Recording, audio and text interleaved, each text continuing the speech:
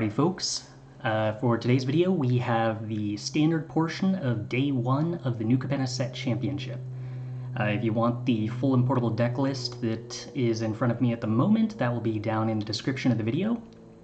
But in short, this is the deck that I brought with my team to the new Capenna set championship. It is largely a familiar Jaspera Sentinel Magda shell and plays with the traditional sort of strategies that archetype has traditionally played with, but does so in a way and with a mana base that I think is actually functional, whereas most Jaspera Sentinel Magda shells that are not particularly tuned tend to have highly non-functional mana bases, and gets to take advantage of a couple critical new cards that I think give the deck access to a lot of not necessarily radically different gameplay styles, but accesses of interaction and advantage that it didn't have access to previously. So setting aside the major new cards for the moment, which are Facebreaker, Ziatora, and Riveteers Charm, and the strange supplemental new card, Goldhound, that we will get into why this card is good and how strange that still feels, but is also undeniable. So let's just, for a moment, talk about what makes a Magda Jaspera Sentinel shell function. Basically, you want to turn 1 Jaspera Sentinel, which lets you start tapping Magda to make mana, which triggers Magda.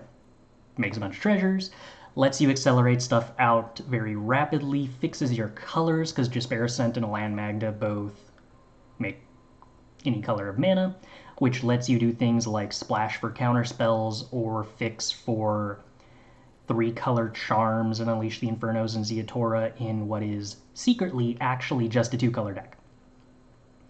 To quickly hop over and take a look at the mana base, every single land in this deck is untapped, and every single land in this deck makes either green or red mana. And we have slightly more green mana than red mana. That's because if you're going to play a Jaspera Sentinel Magda shell, you absolutely have to be equipped to play Jaspera Sentinel on turn 1 and Magda on turn 2. That means you do not get to play tap lands in your deck ever at all, period. Hard rule. There are no triomes. There are no dual lands that come into play tapped unless it's turn 3. Every land is untapped on turn 1 and 2. That means we want to do our best to get out to an accelerated start to kind of make up for the fact that we're not really going to be able to play a lot of multicolored cards on turns 3 and 4 super reliably, unless they're specifically Gruul. And that means that we are trying to play Prosperous Innkeeper, Ranger class, Voltage Surge, Goldhound off of our first turn, where we are looking at hopefully Jaspera Sentinel Magda mana. If not a big deal. And then generally the idea is we want to kind of get off to a accelerated board position and then start curving into big mid-rangey threats way earlier than we're supposed to.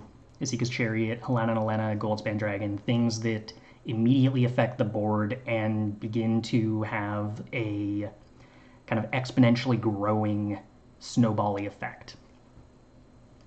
So that's more or less the traditional sort of way that Magda shells have played.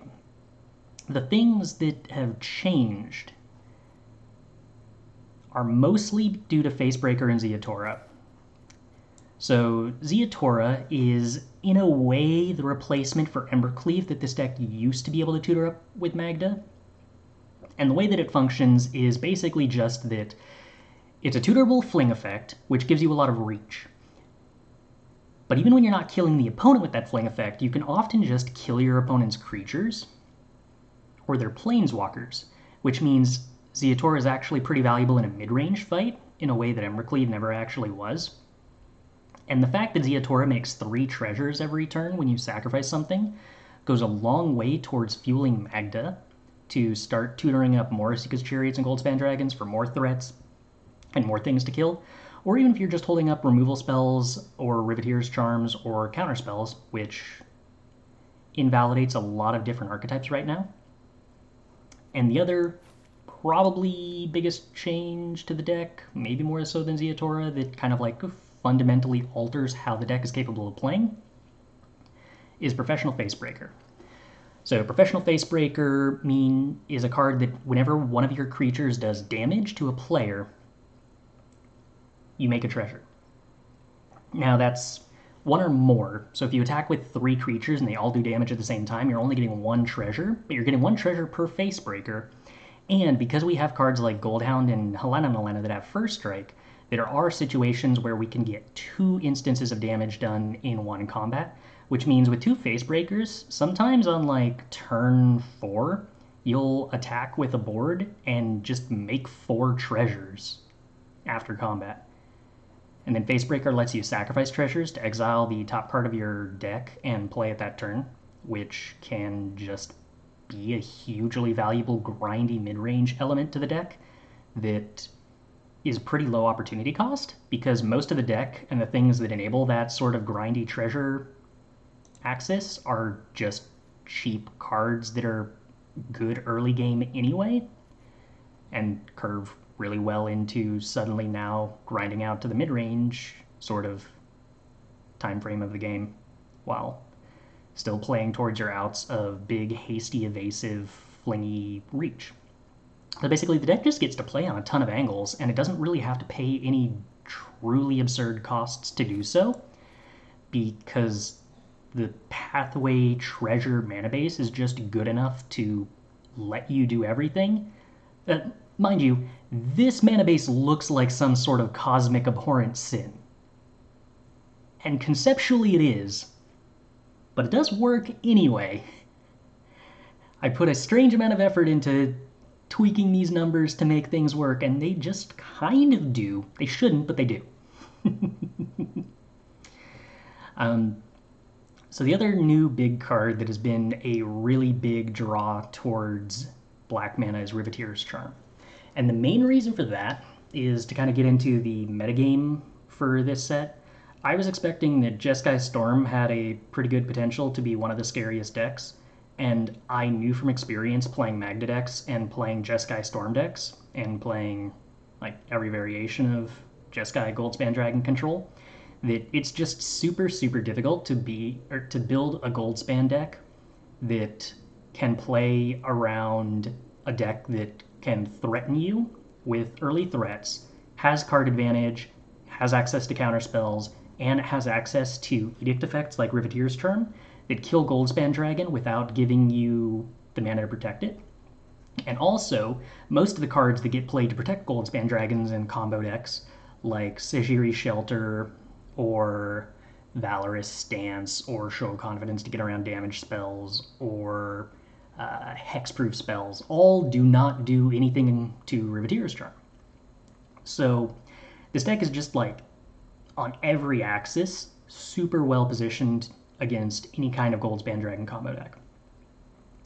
And in the meantime, because of the way that Ziatora and Infernal Grasp and Unleash the Inferno and Masked Vandal, especially Masked Vandal, work with Magda, you just have pretty good game plans against runes where you're generally favored.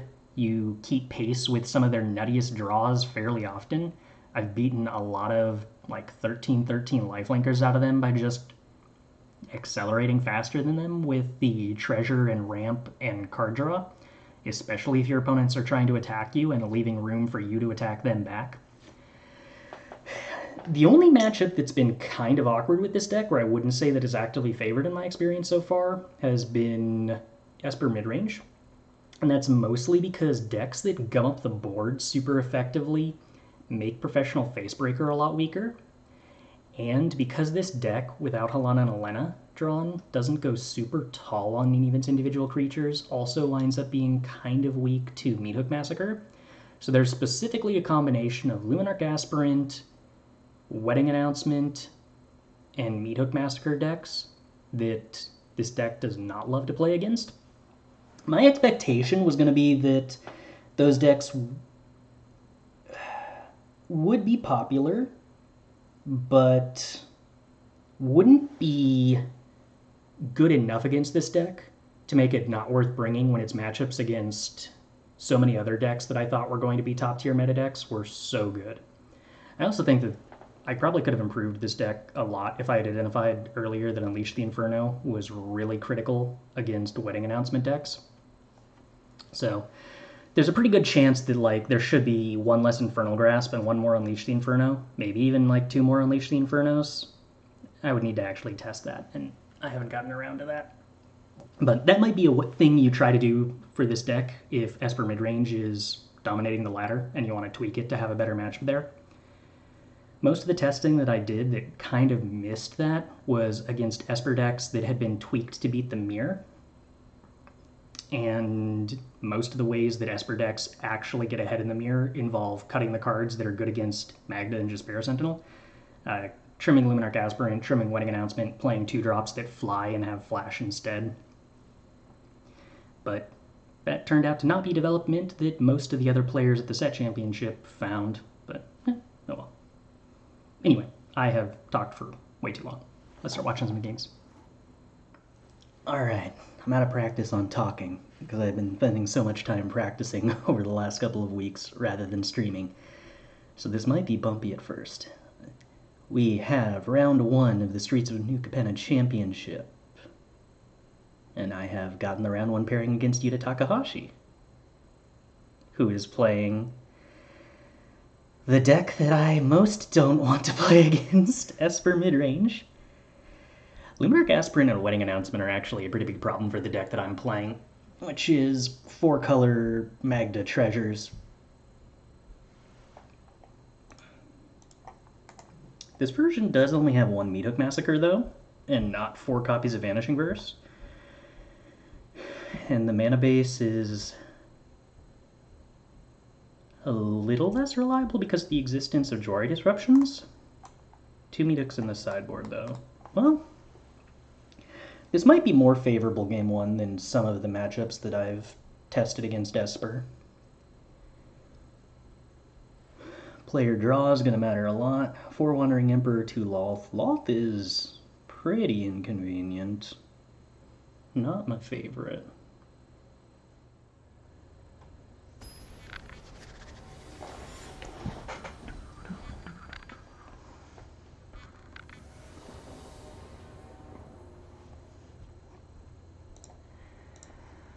Alright, we are on the play, which is what we wanted. We do not have a keepable 7, which is not what we wanted. This announcement received. Round timer started. Probably.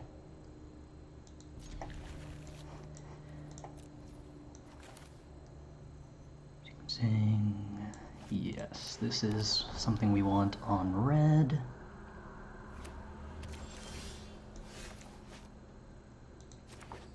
Ziatora is normally excellent against Esper. This version does have 3 Infernal Grasps, which gives them more outs to it than normal, which also kind of means that I'm going to be incentivized to attack into the Wandering Emperor. I won't be able to just sit back on Ziatora doing nothing, which is often the plan. So I'm anticipating Vanishing Verse here, probably. Maybe Infernal Grasp. If they play a creature, that's fine. I'm usually okay trading Magda into a creature. Normally that's better if you actually have a 4-drop to play after it, but I mean, I have a Ziatora, so trading Magda 1 for 1, getting a treasure, and then working towards being able to hardcast Ziatora is a plan. Oh, just remove. Okay.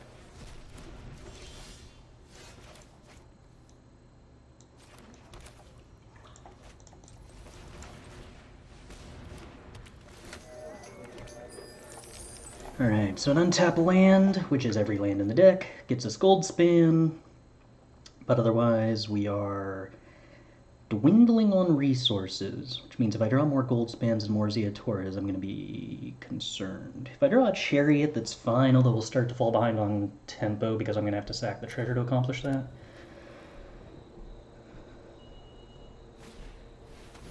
Luminarch Aspirant. Okay, I mean, I can Dragon's Fire that if I can't do anything else, but I can do something else. I can play Goldspan. I could attack with Innkeeper and Dragon's Fire the Aspirant. Do I want to do that? Probably. They could have Spell Pierce. I'm not actually okay with that.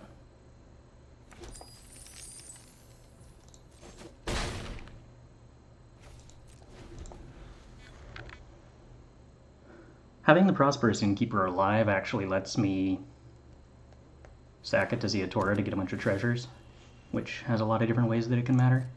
And because I have Ziatora in hand, Dragonfire isn't going to get out of range of the Luminarch Aspirant anytime soon. If they let me go to my turn, I'd probably pre-combat the Ziatora. Do I have a reason to do that? No.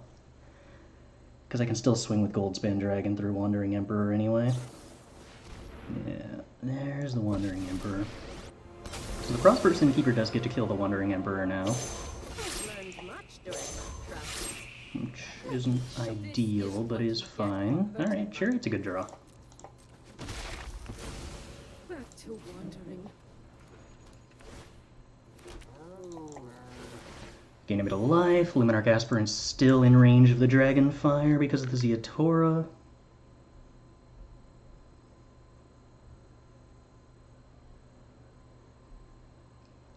Chariot attacking and making a copy of the treasure lets us cast Ziatora if we want to.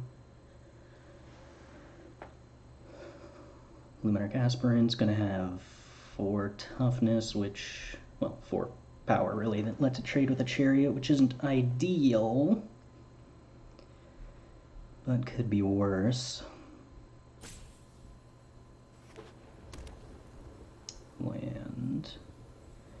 So if they have the meat hook, they can meat hook for 2, which would be pretty annoying.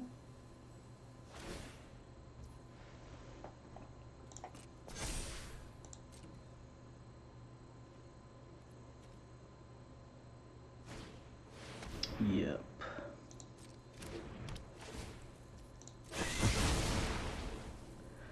Alright, so another Chariot would be good, a land would be fine. I can play Ziatora, crew Chariot, fling the Chariot at Luminarch Aspirant, but that involves my Ziatora being tapped.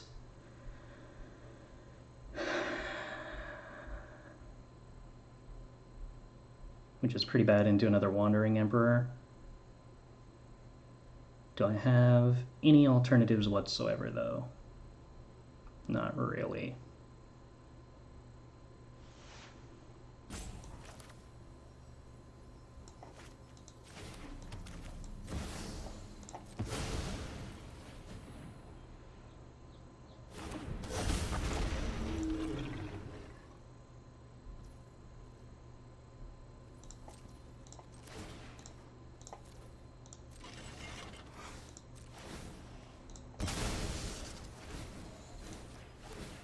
Having a bunch of extra treasures around gives me a lot of better top decks.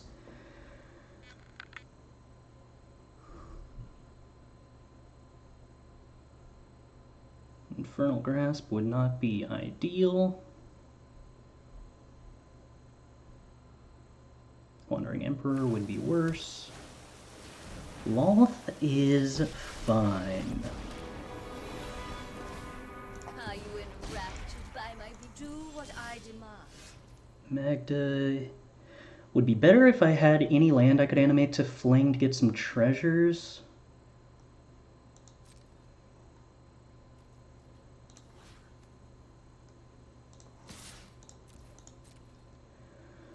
I kind of want to incentivize them to block with a spider here.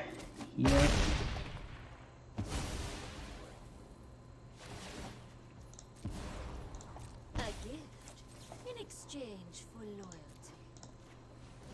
Then we kill the Loth before it gets to draw any cards. Do I play the Magda and fling it? Do I play the Magda at all? I think I do play the Magda. I don't think I fling it.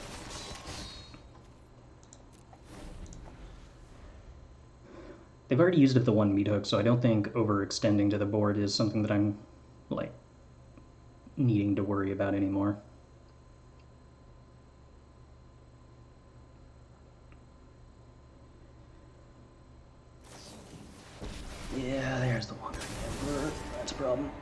So removal spell for the spider is good. Anything that makes a treasure is good. Removal spell is now less good. Land is actively pretty bad.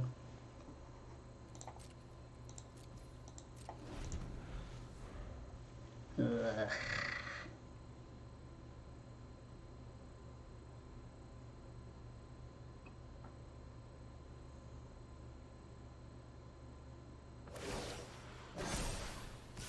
I have got new moves to teach you.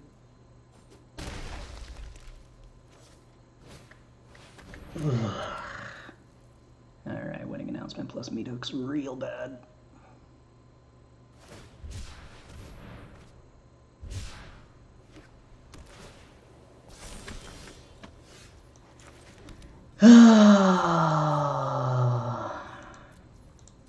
So close, but this does not look like it's going to be capable of getting there. This is a bit too much flooding out for this deck to handle.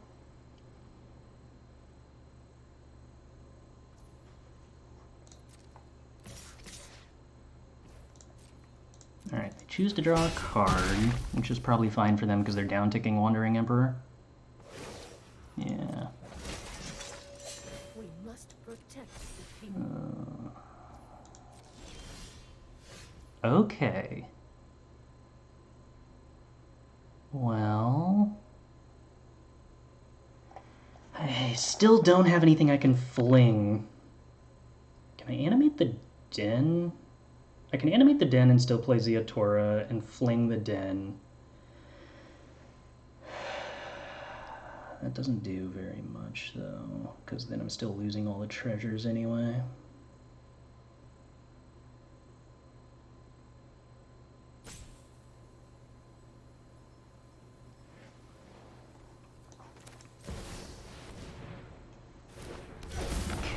There's the hope that Ziatora is hard for them to answer. I can fling Den to get a Chariot next turn, as long as I can live to that, but I don't think I'm going to be able to. Meat Hook plus Wedding Announcement's too powerful. Even if they don't have any cards left that do anything, I think I'm still just fundamentally in trouble.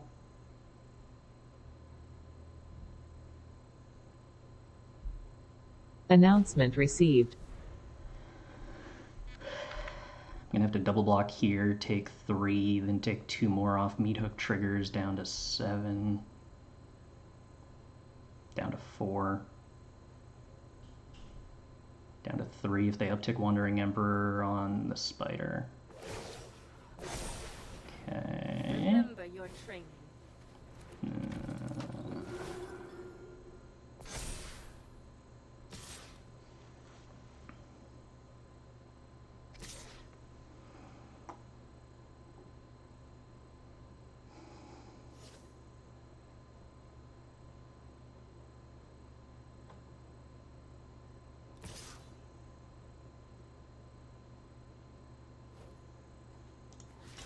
Forced to make this chump block. I need to draw something useful.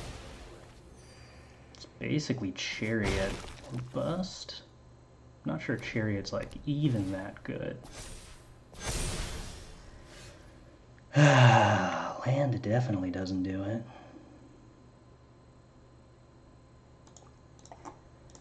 Nope. And didn't win despite being on the play, and life gets worse for me post-board. Not exciting.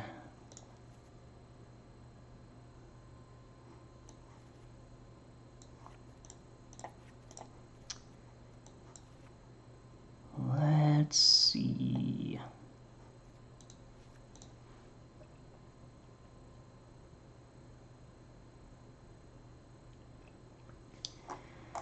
So they have 2 meat hooks that come in, and that's about it. Tenacious Underdog would be what I would cut personally. Well, maybe Kaido actually over that.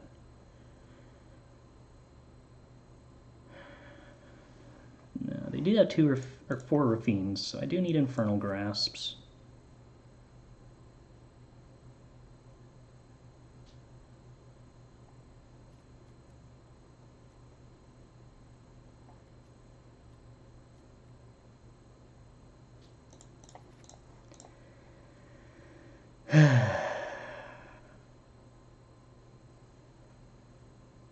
Infernal Grasp really changes the context of this matchup. I believe this is more or less what I want to go with. Actually, 2 Legion Angels maybe makes me want a second Ranger class over a Goldhound. Yeah, alright, I guess we can go with that. That kind of is a plan. The ability to get up my Goldspans into 5/5 seems somewhat relevant.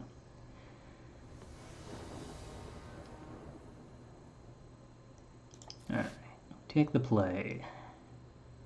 This hand's pretty awful, but Unleash the Inferno is surprisingly good against them. Maybe I'm supposed to mulligan for a hand that does more than this?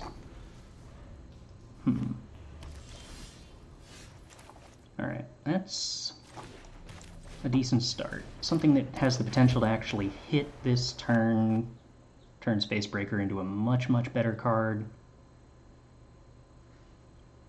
So ideally, they don't have a 2-drop to play here. Oh, sweet. Bankbuster is not a card I care about. And Snakeskin Veil, that we actually get to hold up off this treasure for the rest of the game, is a pretty big deal. Alright. This is the beginning of there being a pretty strong chance. Reckoner Bankbuster is not a card that I am typically inclined to care about. Magda is excellent.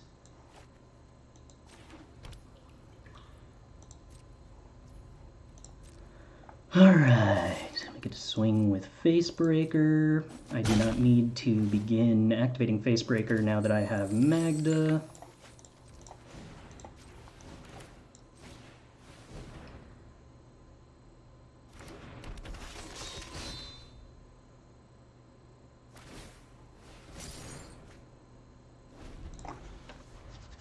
Next turn, we get to put Ziatora into play if the opponent doesn't have anything to interact.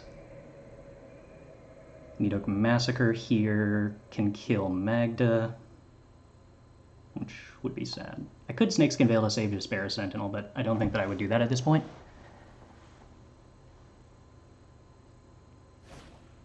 Tenacious Underdog. Okay, that doesn't matter. Facebreaker has Menace.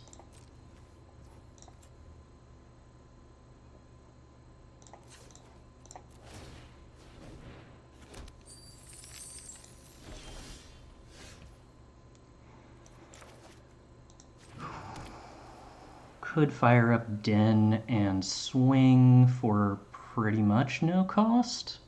Trades with the Underdog might be fine with me. Probably don't want to do that though.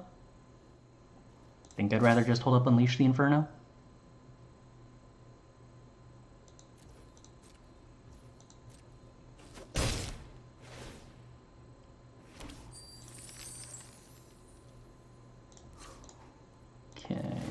So then we Magda, activate Magda,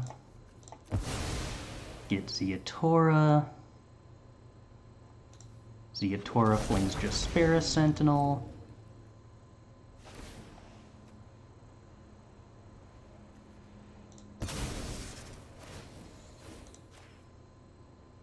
I am representing counterspells with Riverglide Pathway, which is valuable, but maybe I should have played Darkbore Pathway on green here to have Unleash the Inferno plus Snakeskin Veil without having to use treasures.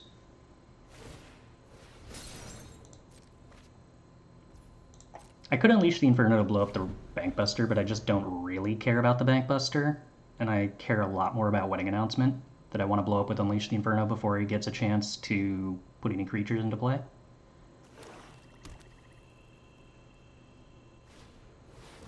Like that.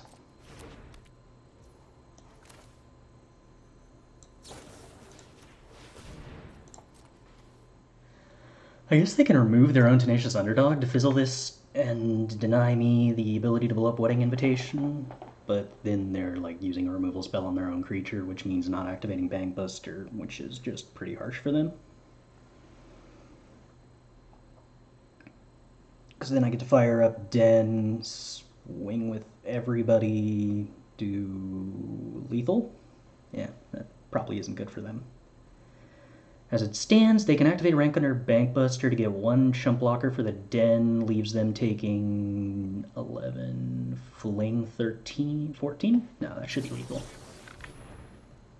Disdainful Stroke still only gives them 1 blocker. Wow, they brought in Disdainful Stroke, huh? Interesting. Okay. Oh no, Wedding and... Yeah, okay, so 2 blockers, yeah. Infernal Grasp, so that ought to be good enough. I believe? Believe so.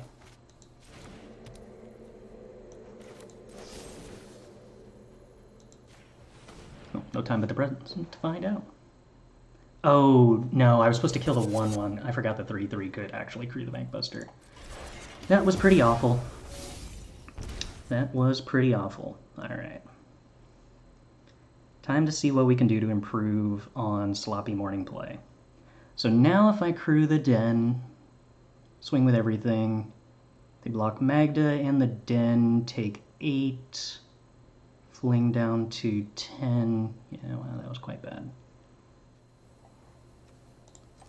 Okay, time to see what we can recover then. Facebreaker, sack, find something. That's nothing. Okay. The goal is to sack Facebreaker here.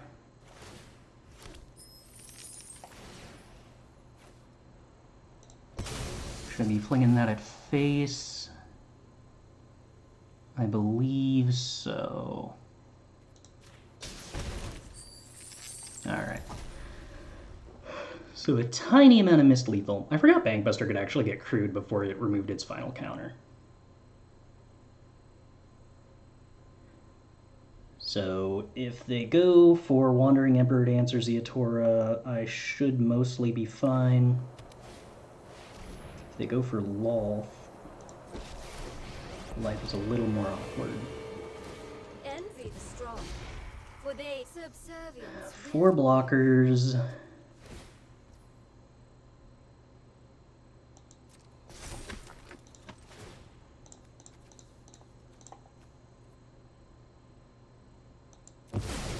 I can fling something for 5 here with Snakeskin Veil.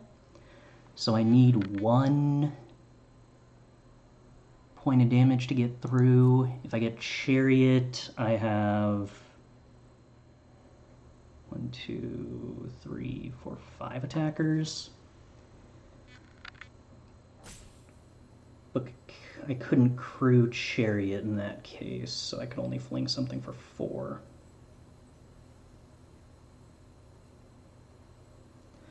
If I get Goldspan, I am probably supposed to get Goldspan.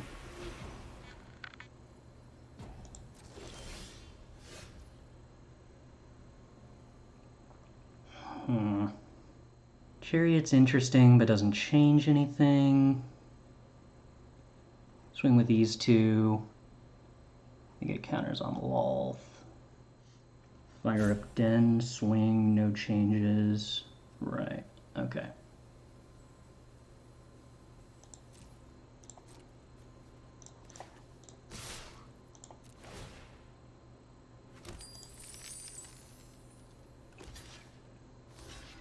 Double chump block.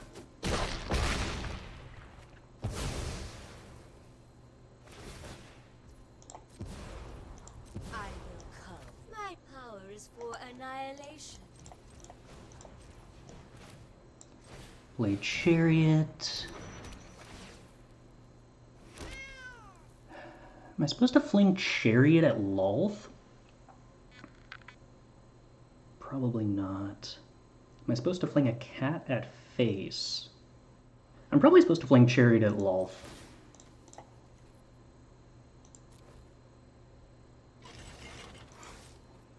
My logic being that I actually have enough treasures to activate Magda to get another Chariot anyway.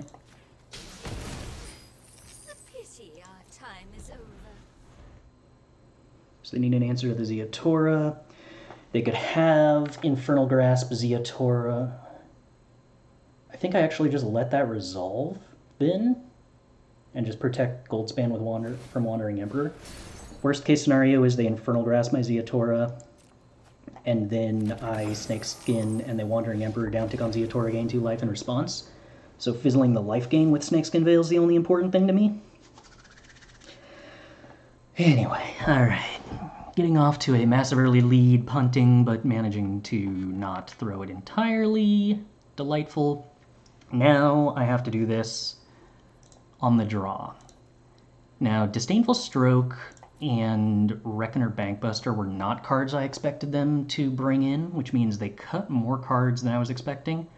Spell Pierce is a possibility, Kaido's a possibility.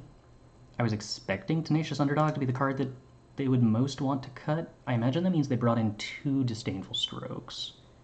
2 Meat Hooks, 1 Bankbuster. I don't believe there's any world where they cut the Luminarch Aspirants, but maybe that's just because I am scared of Luminarch Aspirant.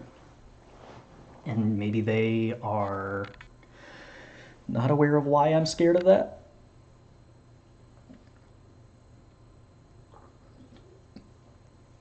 So normally on the play, or rather, normally on the draw, I would bring in Voltage Surges and Dragon Fires to have answers on curve to Luminarch Aspirant, and then cut Chariot.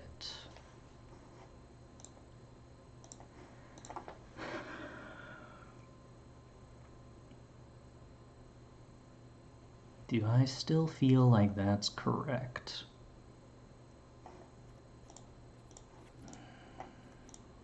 Probably. Not excited about it, but the original reasons for why that seemed necessary continue to exist.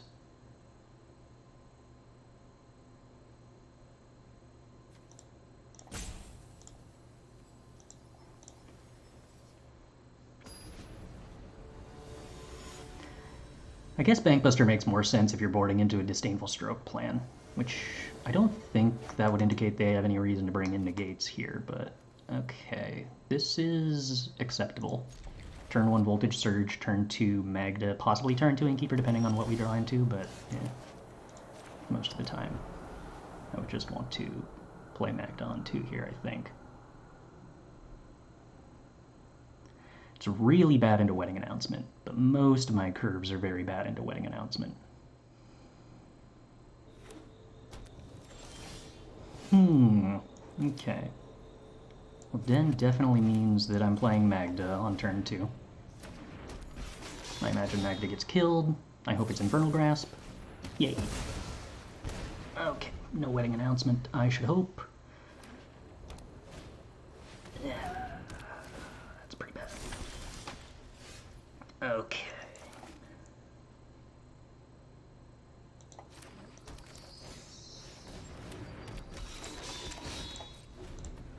This is broadcasting Voltage Surge pretty hard, which is unfortunate. Wedding Announcement making chump blockers is just, like, fundamentally very difficult for me to deal with. Them missing land drops is an interesting opening.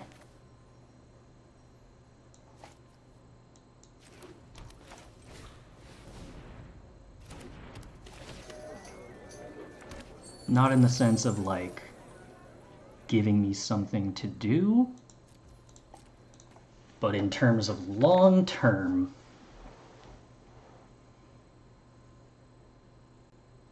maybe being a way that I could get an advantage. A Vanishing Verse on Magda, huh?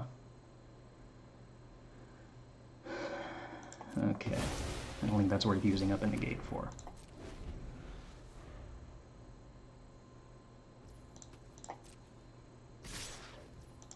I do think this is worth trading off before that becomes a 2-2.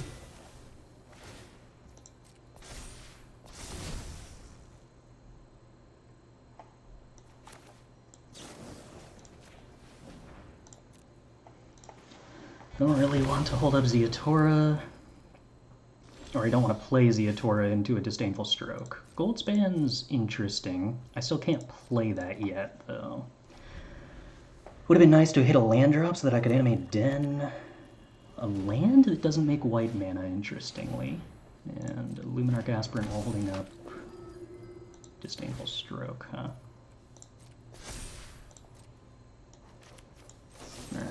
can kill that. Not pulling up Vanishing Verse. Okay, I think that I'm supposed to get them to use Disdainful Stroke on Halana and Alena. I don't think playing Drago into the open Disdainful Stroke is to my benefit, especially now when I have a Goldspan Dragon in hand that I would like to try to make an opening for. Okay, so they don't use the Disdainful Stroke on that, they use the Infernal Grasp instead.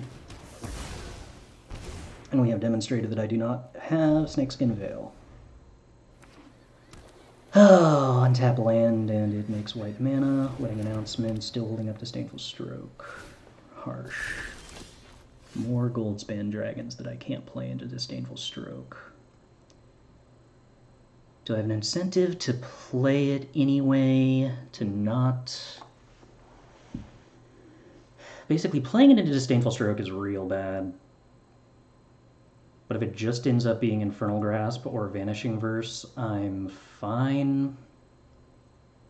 I don't think that I'm allowed to play around... I don't think I successfully play around Disdainful Stroke by not playing this Goldspan anyway. So I'll be disappointed if I get Disdainful Stroke, but I think that I was kind of forced into making that move at this point.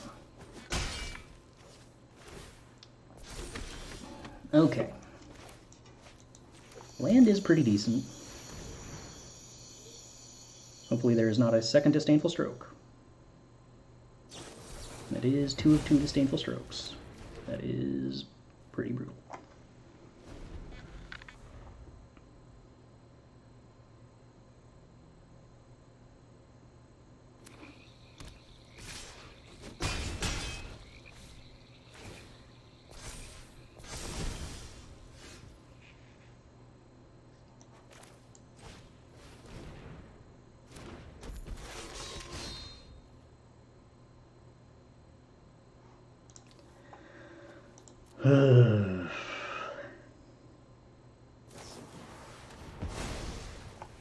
Yeah, if I didn't untap land there and gotten to play Ziatora, had some blockers, we might have had something we could do. But we did not and could not. No, I can't say good game? Oh, bummer.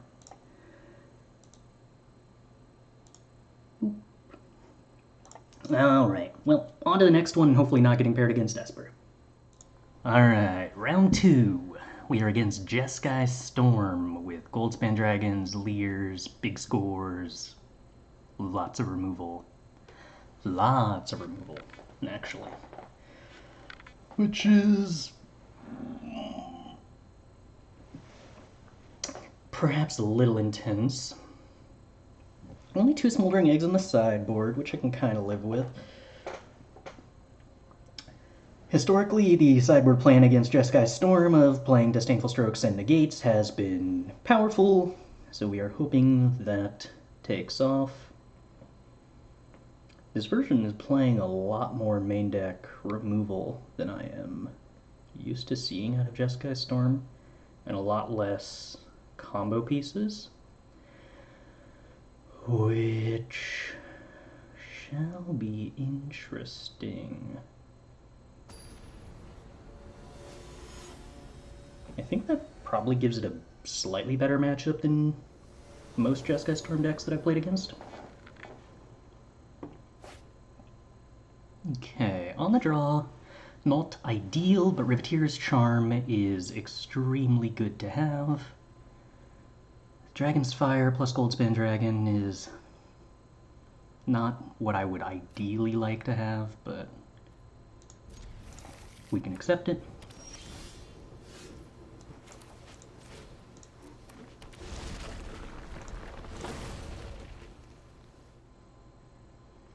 So we have 4 Spike Fields, 4 Dragon's Fires, 2 Flameless Bolt, 2 Fading Hope. I could play Magda here, but there's a pretty high probability that Magda dies. I actually think running out Jaspera Sentinel because it doesn't die to Spike Field is probably slightly better. It also gives me more that I can do if I wind up getting it Fading Hope to that turn.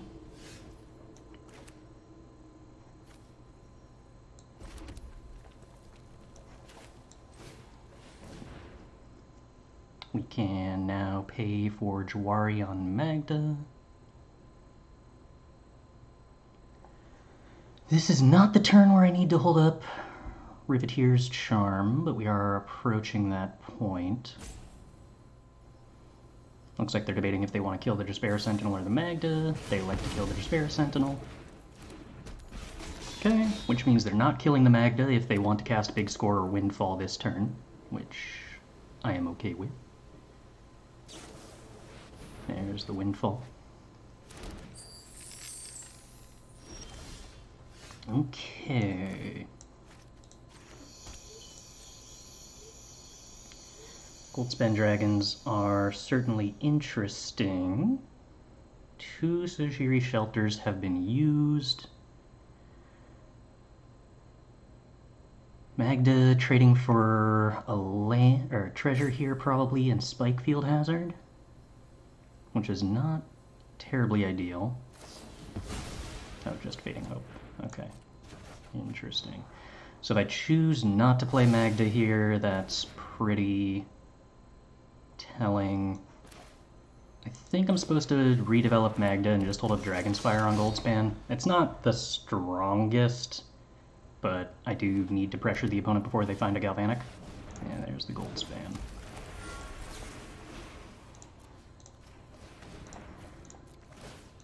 We are hoping they don't have the 3rd Sojiri Shelter or a Show of Confidence. If they have to use Show of Confidence here, that doesn't leave them a lot of resources to go off with.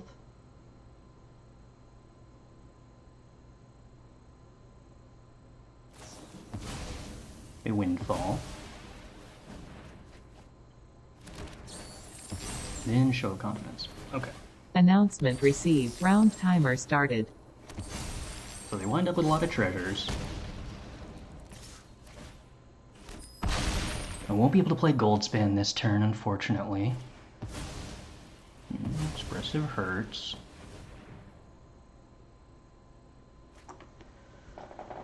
They're pretty close to going off with Lair.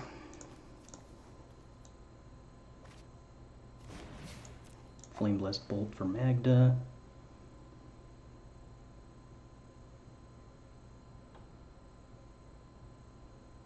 Could also Flame Blessed Bolt the Goldspan if their plan is to go off here, but that doesn't let them put a Lair into play unless they have another Show of Confidence.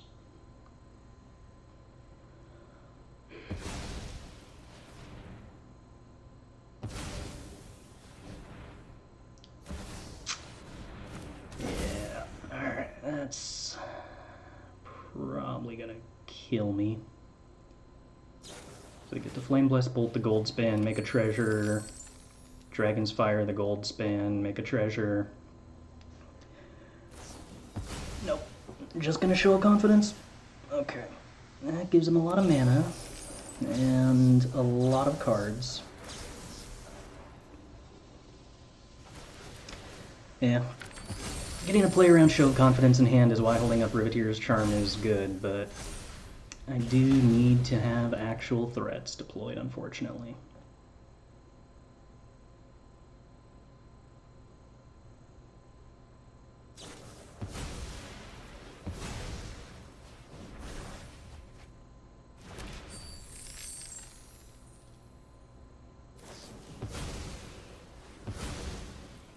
There are no extra turn spells in their list, but they're probably just going to draw enough cards here that it doesn't matter.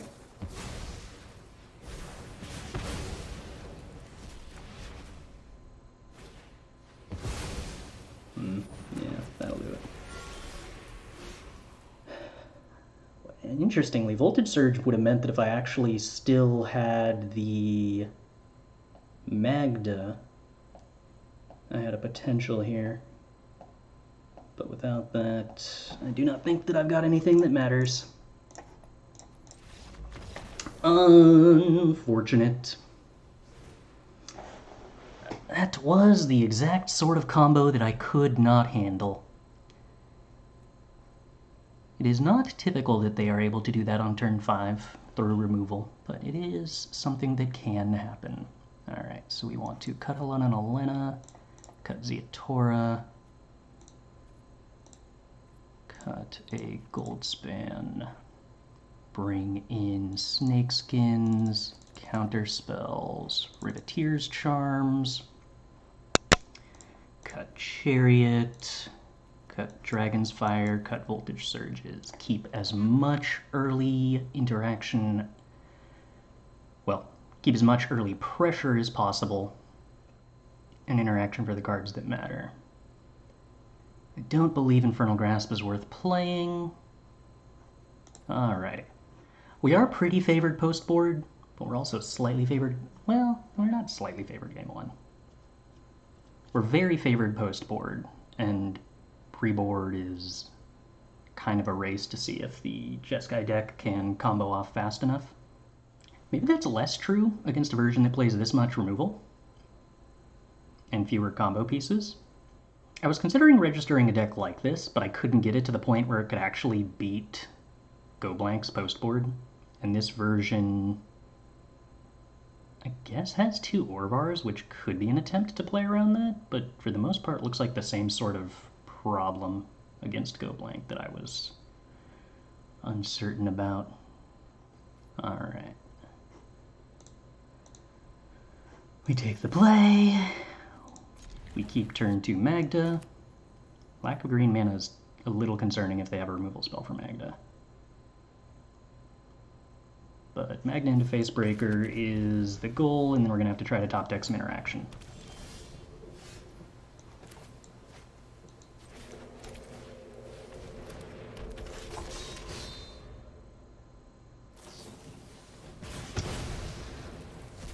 Removal is had. Lands or not? Okay. Well, that's a good sign for me.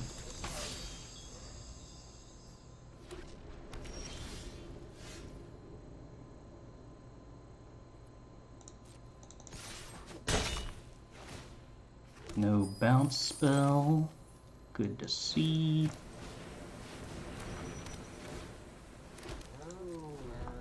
There are some worlds where playing the second professional Facebreaker there is better, but Fading Hope is a card that I did not want to need to play around.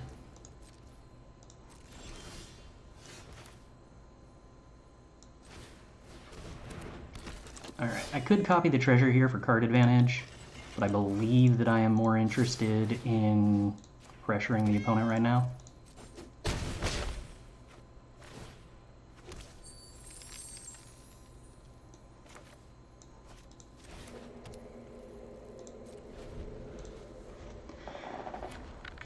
Third land, Cinderclasm? No Cinderclasm. Okay.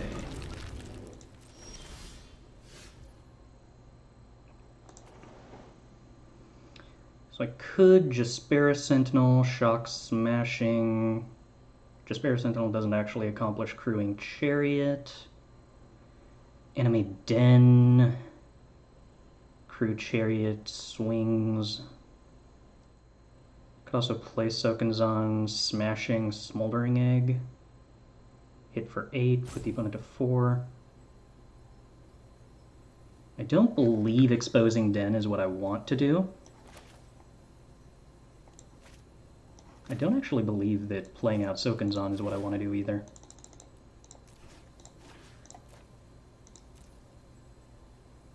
I think I'm just supposed to remove the egg.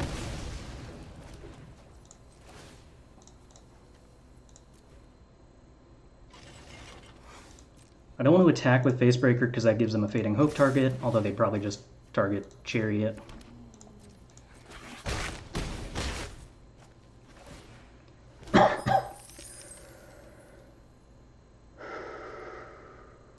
Okay. So assuming the opponent has Cinderclasm, I don't really want to play out Sentinel. I guess it doesn't really matter. Cinderclasm couldn't beat Chariot there anyway. And they had been top-decking lands and hadn't had a Fading Hope, so there's no way they could have gone land Fading Hope Cinderclasm there. Alright. No changes, I don't believe. I could cut the other Ziatora for a Chariot, which is sort of interesting.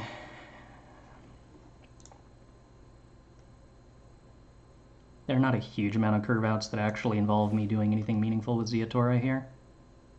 I could play Infernal Grasp. Gives me one thing that removes Lair, and the opponent's demonstrated having eggs now. Yeah, okay. I'm moderately alright with this.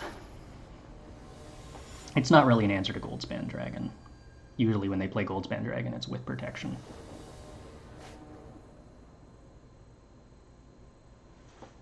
Okay, this hand's pretty good. Jaspera Sentinel into Innkeeper into Facebreaker with interaction. It's a little weak to removal, but drawing lands fixes that.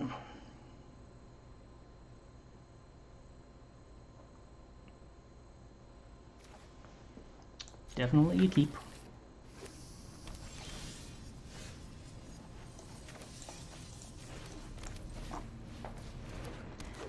Lands is a great start. Announcement received. Flameblessed Bolt on Jaspera Sentinel, by the looks of it.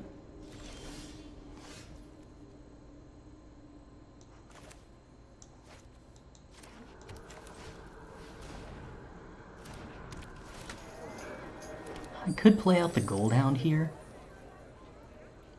It's a little weak into a sorcery speed Cinderclasm.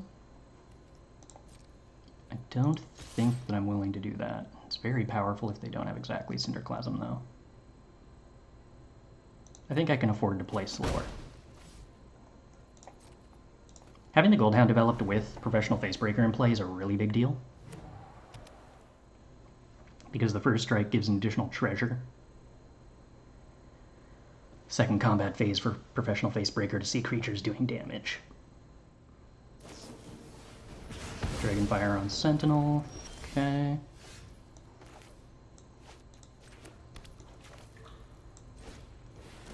Facebreaker and the Fading Hope is brutal. Okay. Oh, no Fading Hope? Sweet. Okay.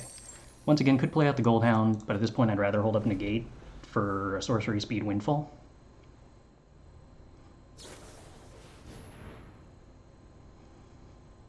I think I'm supposed to protect Facebreaker here.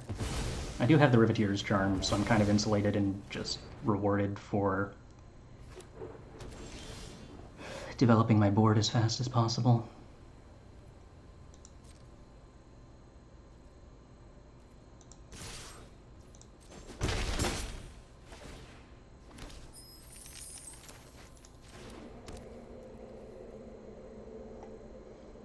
I could play Chariot.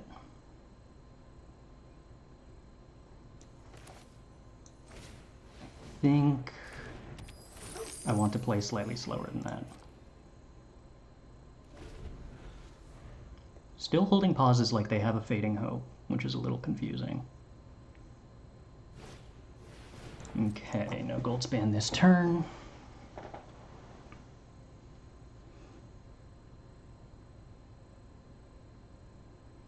Cinderclasm still doesn't answer Facebreaker.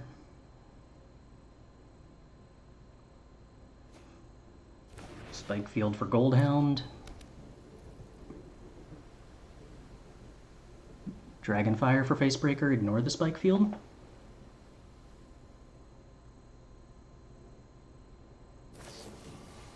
No, Spike Field for Goldhound.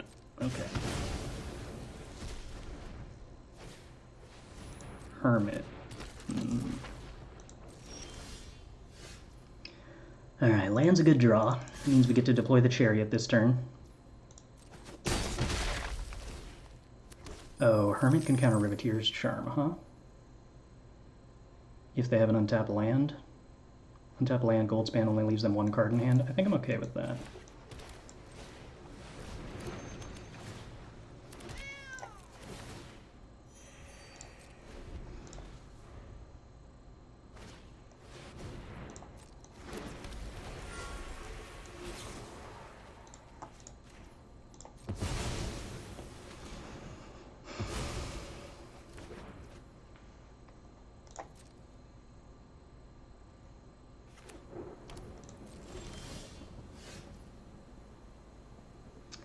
So I don't have a treasure to copy here, and I'm out of counter spells. Harsh.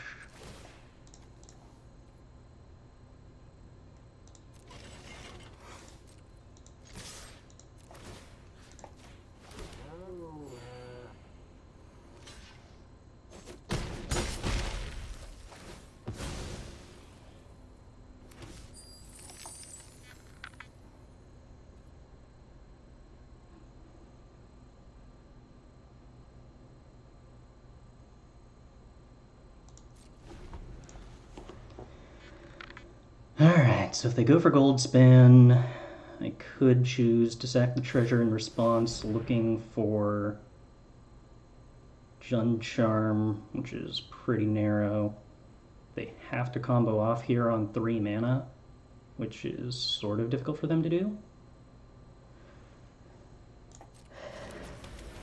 With only 2 cards in hand, I think I'm supposed to allow this.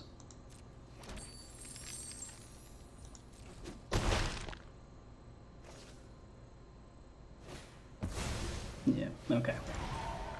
That's kind of what I was expecting. Magda's interesting.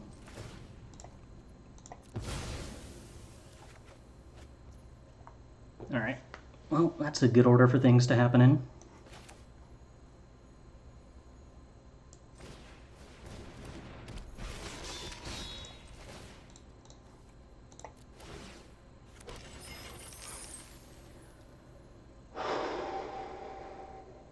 Block, take 7. I could sack this treasure looking for Infernal Grasp for lethal.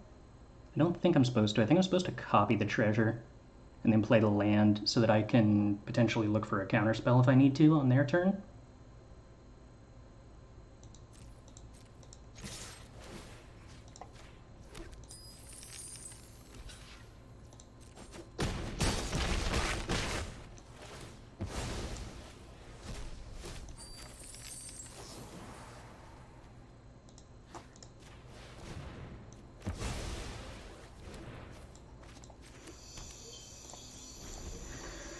Alright. I do not know what they can do with 1 mana. They can play Lair, but they do not have a Cinderclasm. They have Dragon's Fire, Spikefield. It still doesn't seem good enough.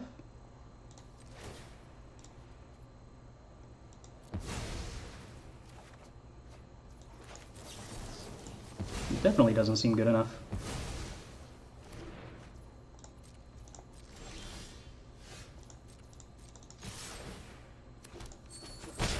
Ooh, alright, successfully beat up the matchup that I expected to have the best matchup against. But this version with more removal is definitely a lot scarier. 4 Dragon's Fire is, I think, a pretty reasonable choice. This also has an easier mana base than the version that was Splashing Black that I mostly tested against. Alright, we are on the play against Naya Reanimator, which will be interesting. I do not have a ton of answers to that game 1, although game 2 and 3, possibly, that will dramatically change. We have 2 Doomskars, 2 Burn Down the Houses in the main deck.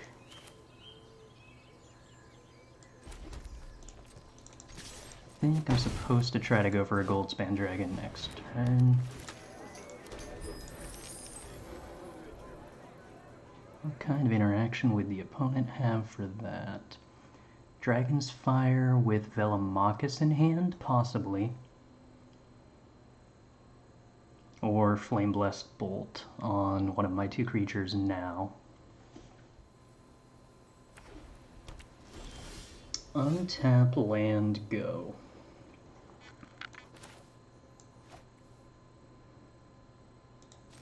To me, that sounds a lot like Dragonfire. Announcement received. Round timer started.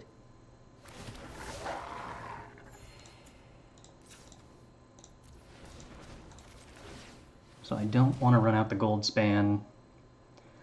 I would rather just get the Ranger class developed and start pressuring the board with that.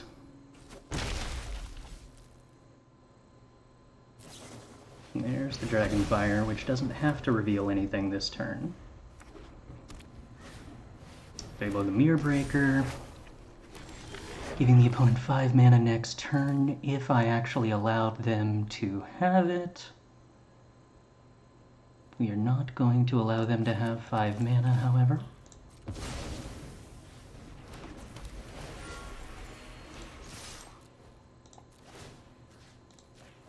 I'm going to start trying to get the Goldspan Dragon out of range of Burn Down the House.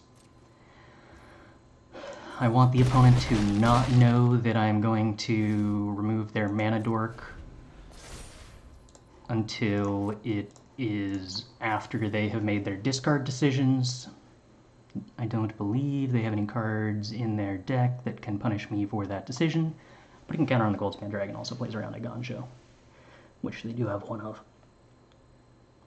Tangential benefit.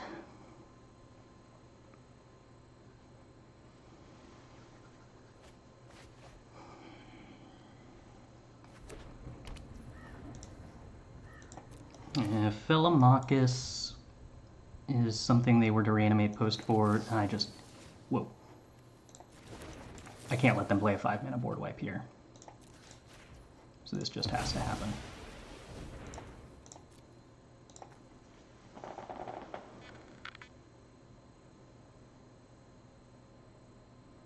Even though it doesn't give me the ability to play the other Goldspan next turn currently.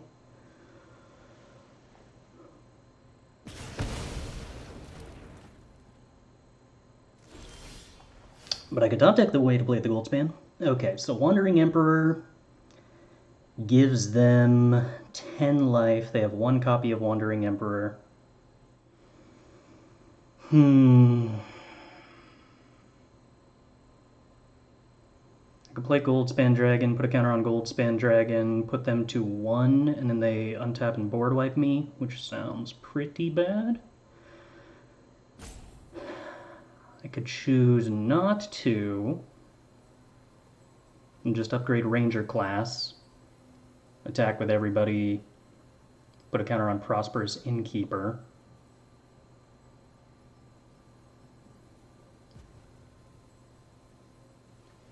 I think that's fine. I think holding the Goldspan Dragon plays better around a board wipe.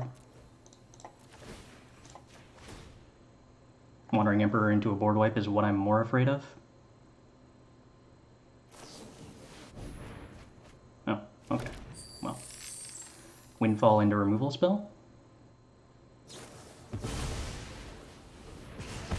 Yeah, alright. Puts him to 1.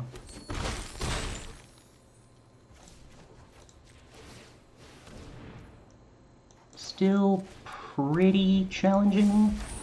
So they reanimate Velomachus, attack, hit exactly Burn Down the House to kill my Goldspan Dragon,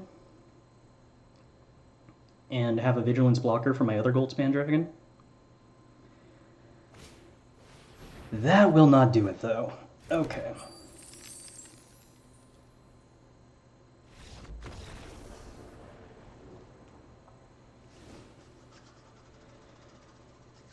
Alright, let's see. Riveteers Charm is pretty interesting against Velomachus. It's not super great against Titan of Industry. I have to assume that I'm supposed to board into all the counterspells. Let's see what their sideboard is first. Elite Spellbinder is something they could possibly include, but seems kind of slow. I wouldn't expect them to. Valorous Stance is something they could potentially include. Second Wandering Emperor probably comes in. Most of the cards that they could bring in are things that are just sort of weak against Disdainful Stroke and Negate to begin with. Halana and Alena is not what I want to play into board wipes. Ziatora is not a card that I'd really want to draw and cast in this matchup. Dragon's Fire is not great. There is Fable of the Mirror Breaker creatures to be concerned about that Voltage Surge does help against.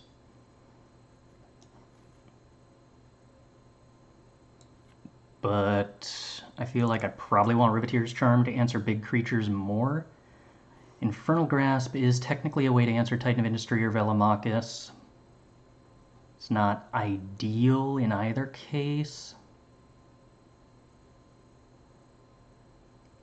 Unleash the Inferno is interesting in that it's a removal spell that kills treasures or the other half of Fable, but it's expensive. I'm probably supposed to figure out a way to bring in Snakeskin Veil. I should probably just cut the other Ziatora. I'm probably supposed to play 2 Snakeskin Veils. I like the idea of Goldspan against this kind of sorcery speed deck when I have Disdainful Strokes and Negates. I also really like Goldhound. I don't really want to cut Chariot, but I am on the draw, so maybe I can afford to cut 1 Chariot.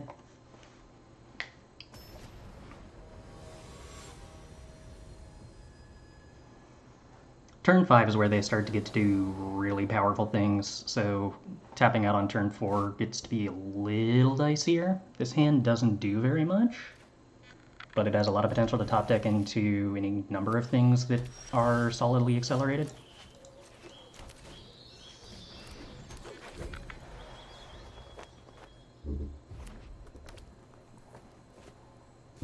There's a Doomscar. That's a problem.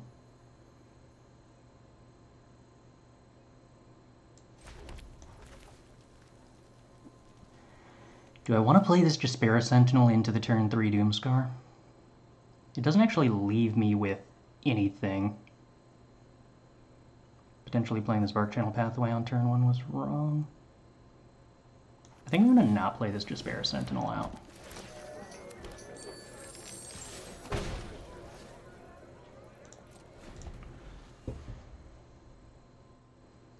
Maybe I'm just supposed to, because, like, getting Fable of the Mirrorbreaker this turn is probably worse than getting Doomscarred.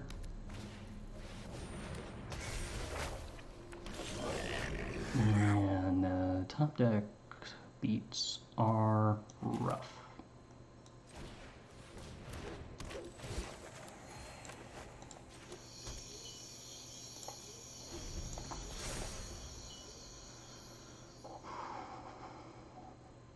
Would be a good time to find a Goldspan. Or a Magda? Magda wouldn't really be ideal here. It's pretty slow.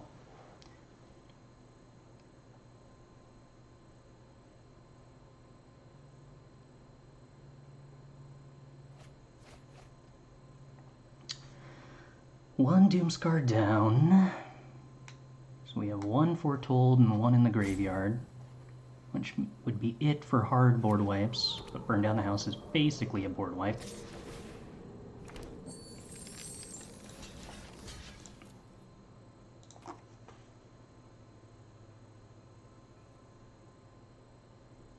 I could triple block here. I probably was supposed to.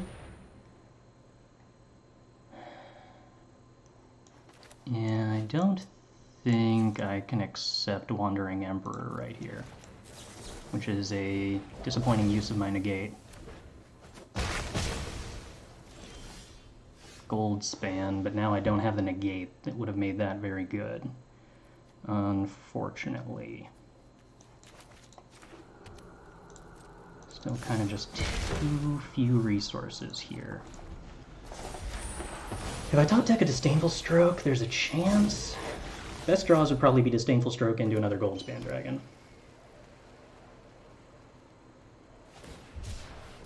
But there's not much way around the fact that that board wipe is going to be hard to answer.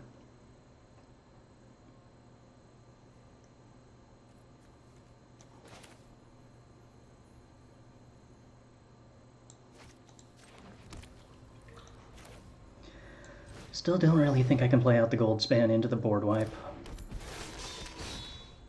We're just going to hold up the Magda and hope that they respect Disdainful Stroke by not playing a 7-drop.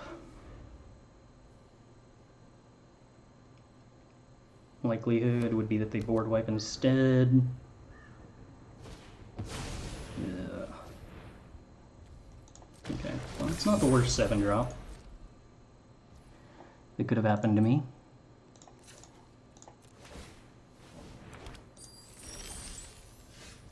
Okay.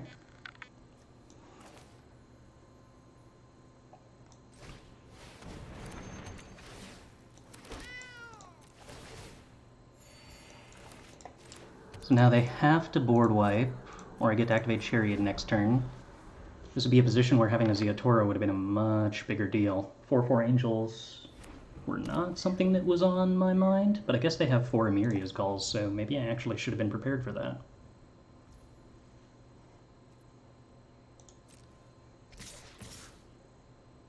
But they do not have Vigilance, which is nice.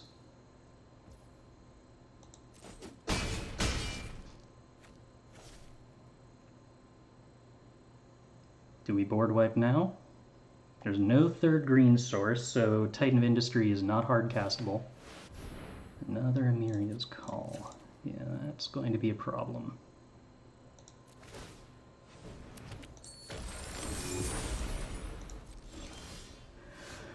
Oh, negate. Negate, negate, negate, negate, negate. You are slightly too late.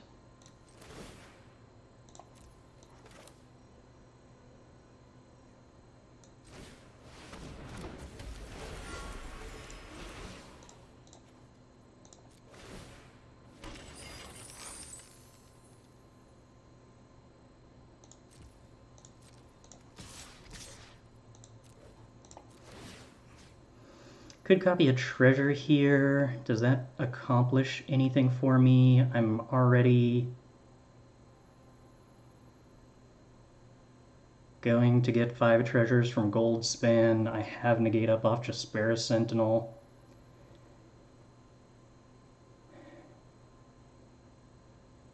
How likely is a cat token to matter?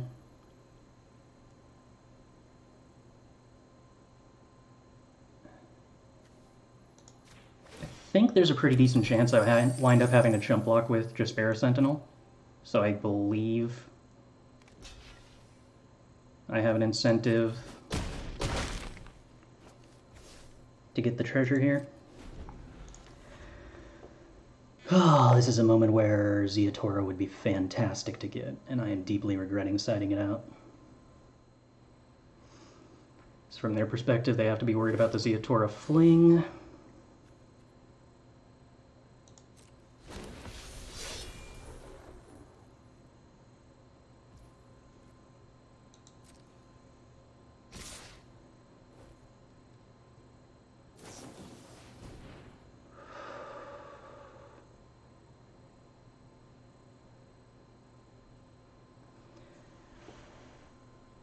So if I want to negate this, I have to do it with a treasure, which lets me block, represent Ziatora post-combat, which results in them board wiping, which I don't have an answer to.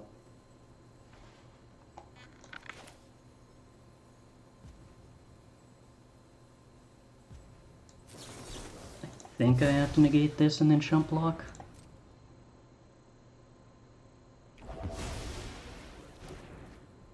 This should actually be telling that I don't have Ziatora,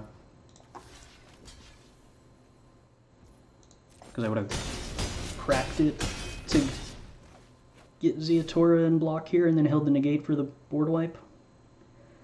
So I don't think that I successfully bait them into playing the board wipe here.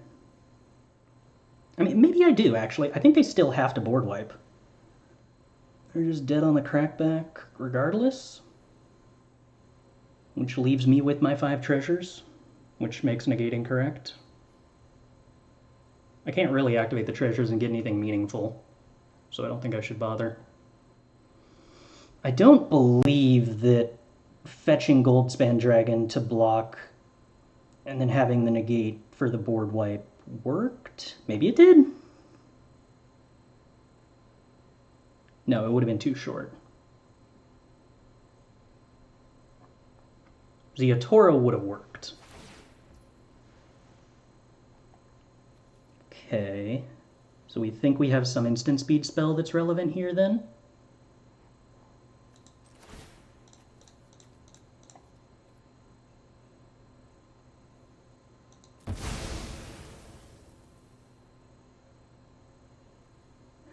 In that case, the best I can do is Goldspan.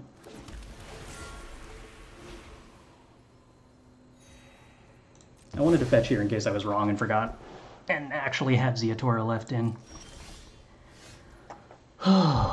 Facebreaker is a good draw. So what does the opponent have here then? Iganjo or the other Wandering Emperor, huh?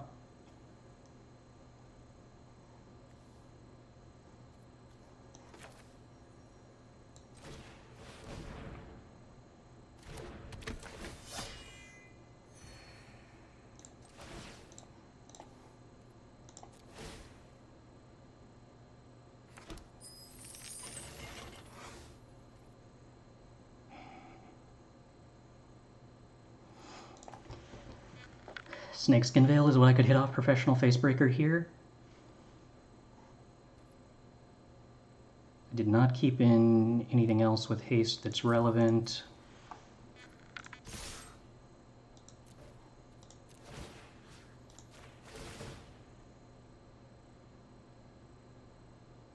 So they Wandering Emperor in response to these Goldspan triggers. Valorous Stance, 8. Oh, that's just still lethal. Cool. I mean, I'm pretty sure it's still lethal. Okay, yeah. Professional Facebreaker getting a crew Chariot, good enough. Oh! Yeah, okay. Should have left in one Ziatora. I wasn't actually expecting that, like, I would get to a Magda activation.